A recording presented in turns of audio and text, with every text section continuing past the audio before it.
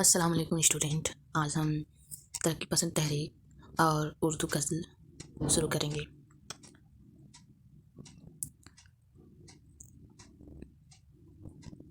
جیسے کہ آپ جانتے ہیں، اردو شاعر و ادب کو کسی تحریک نے باقاعدہ طور پر سب سے زیادہ متاثر کیا تو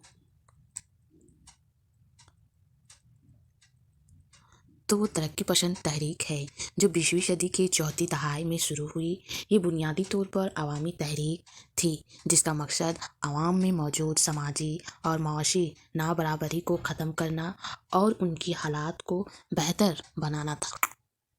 سماج کے دبے کچلے لوگوں کو اس تحریک کے ذریعے منظر عام پر لانے کا کام کیا گیا۔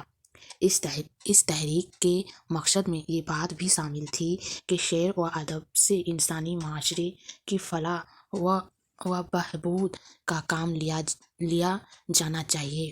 چنانچہ بہت سے شعر و ادبا اس تحریک سے وابستہ ہوئے۔ یہاں یہ بات قابل ذکر ہے کہ ترقی پسند تحریک چنانچہ سماجی مقاصد کے ساتھ شروع ہوئی اور معاشرے کی اصلاح بھی ان مقاصد میں شامل تھی۔ اس لیے اس تحریک نے اردو ادب کی ان اصناف کو خاص طور سے متاثر کیا جو سماجی اور اصلاحی مقصد کے حصول کے لیے زیادہ کارآمد ہو سکتی تھی۔ یہی سبب ہے کہ شعری اصناف میں نظم کی صنف پر ترقی پسند شاعرہ نے زیادہ توجہ کی، تاہم اسی کے ساتھ تحریک سے وابستہ شاعرہ نے غزل گوئی کو بھی اختیار کیا اور اس میدان میں بھی نمایاں خدمات انجام دیے۔ ترقی پسند غزل گوئی میں فیض احمد فیض، علی سردار ظفری، مروج سلطان پوری، واما جون پوری وغیرہ خاص شہرت رکھتے ہیں۔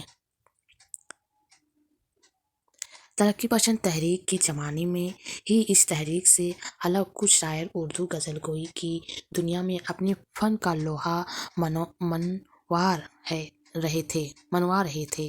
ان میں سب سے اہم نام حسرت موہانی، ینگا چنگیزی، فراق گورکھپوری، فانی بدیونی، اصغر گونڈوی اور جگر مراد آبادی وغیرہ کا ہے۔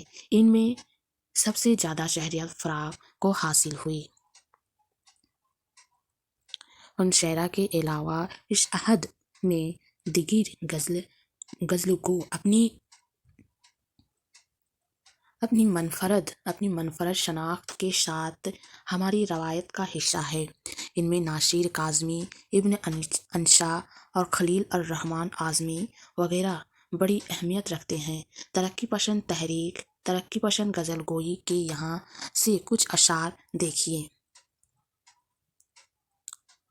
گلوں میں رنگ بھرے باد نو بہار چلے بھی آؤ کہ گلشن کا کاروبار چلے۔ یہ فیض کا غزل ہے۔ سر میں سودا بھی نہیں، دل میں تمنا بھی نہیں، لیکن اس ترک محبت کا بھروسہ بھی نہیں۔ یہ فراق کا ہے۔ بھلاتا لاکھ ہوں لیکن برابر یاد آتے ہیں، اہل ترک الفت پر وہ کیوں نہ کر یاد آتے ہیں۔ یہ حسرت موہانی کا شعر ہے۔ اس کے بعد وہ ہو گیا۔ اس کے بعد آ جائے گا جدید اور اردو غزل۔ ملک کی تقسیم سے پہلے ترقی پسند تحریک اپنے عروج پر تھی اور اس نے اردو شعر و ادب کے پورے منظر نامے کو بڑی حد تک متاثر کیا، لیکن ملک کی آزادی اور تقسیم کے بعد بہت جلد اس تحریک کے اثرات کم ہونے لگے اور یہ تحریک زوال سے دوچار ہوئی۔ اس کے زوال کے بعد اردو شعر و ادب کی دنیا میں جدیدیت کا رجحان پھیلنا شروع ہوا اور دیکھتے ہی دیکھتے یہ رجحان اس قدر مقبول ہوا کہ اردو شعر و ادب کی کم و بیش تمام اصناف اس سے متاثر ہوئے۔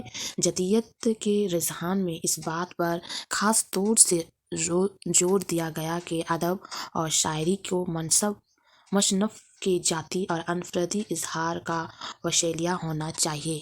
یہ بھی کہا گیا کہ ادیب و شاعر اپنی تخلیقی اظہار میں بنیادی طور پر آزاد ہے، انہیں کسی نظریے کا پابند ہو کر نہیں لکھنا چاہیے۔ اس کے علاوہ جدید شعر نے براہ راست بیان کے بجائے بال واسطہ بیان پر بھی زور دیا۔ زبان و بیان کے سطح پر نئے اور تازہ انداز کو اس رجحان میں بہت زیادہ اہمیت حاصل ہوئی۔ چنانچہ غزل گوئی کے میدان میں بھی جدید شاعری نے انہی باتوں کو پیش نظر رکھ کر طبع آزمائی کی۔ نئے نئے استعارے اور علامات کو جدید غزل میں خوب برتا گیا اور لفظیات کی سطح پر بھی تازگی پیدا کرنے کی شوری کوشش کی گئی۔ اس کا نتیجہ یہ ہوا کہ اردو غزل بالکل نئے طرز اور نئے کیفیات سے آشنا ہوئی۔ جدید غزل گوئی میں منیر نیازی، ظفر اقبال، احمد مشتاق، بانی، زیب گوری، محمد علوی، شہریار، شمس الرحمن فاروقی، عادل منصوری وغیرہ کے نام بہت نمایاں ہیں۔ کچھ اشعار دیکھیے۔ یہ پانی خاموشی سے بہہ رہا ہے، اے اسے دیکھے کہ اس میں ڈوب جائے۔ یہ احمد مشتاق کا ہے۔ منیر، اس ملک پر عشیب کا سایہ ہے، یہ یا کیا ہے کہ حرکت تیز تر ہے اور سفر آہستہ آہستہ۔ منیر نیازی کا ہے۔ خود کھلا گنج لب اس کا ظفر، یہ شگوفہ نہیں چھوڑا میں نے۔ ظفر اقبال کا ہے۔ پہ ہم موج امکانی میں، اگلا پاؤ نئے پانی میں۔ یہ بانی کا شعر ہے۔ خاموش بیٹھنا چاہوں تو دست چھیڑتا ہے، یہاں بھی کوئی نکل آیا ہم شخن میرا۔ یہ زیب گوری کا ہے۔ سیاہ رات نہیں لیتی نام ڈھلنے کا، یہی تو وقت ہے سورج تیر نکلنے کا۔ یہ شہریار کا ہے۔ اس کے بعد یہاں دیکھیے پورا ختم ہو گیا۔ اس کے بعد سوالات شروع ہو گئے۔ آپ نے کیا سیکھا؟ اس اکائی میں آپ نے اردو غزل کی ابتدائی نقوش سے واقف حاصل کی، اردو غزل کے باقاعدہ آغاز و ارتقاء کا مطالعہ کیا، جنوبی ہند میں اردو غزل کے ارتقاء کے بارے میں معلومات، شمالی ہند میں اردو غزل کے عمومی صورتحال، دہلی اور لکھنؤ میں اردو غزل کے منظر نامے، اردو غزل پر ترقی تحریک پسند کا جدید اثرات۔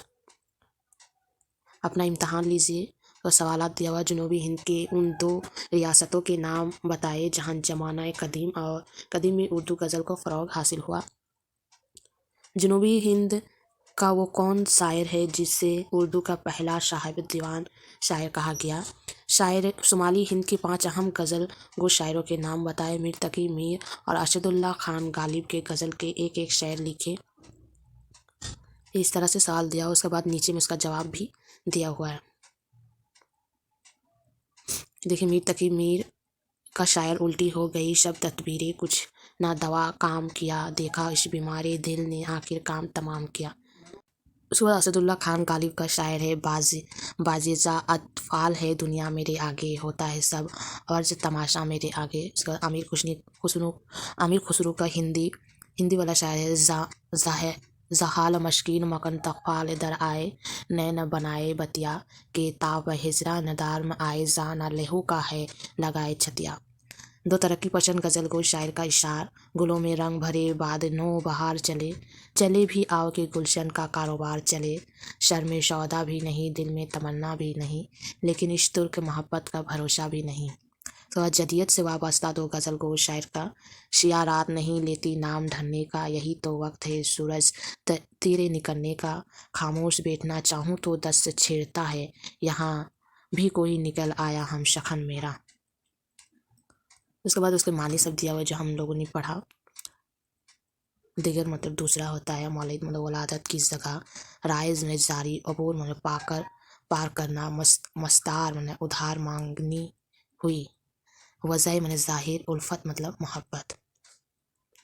ابھی کتابوں کا نام دیا ہوا ہے۔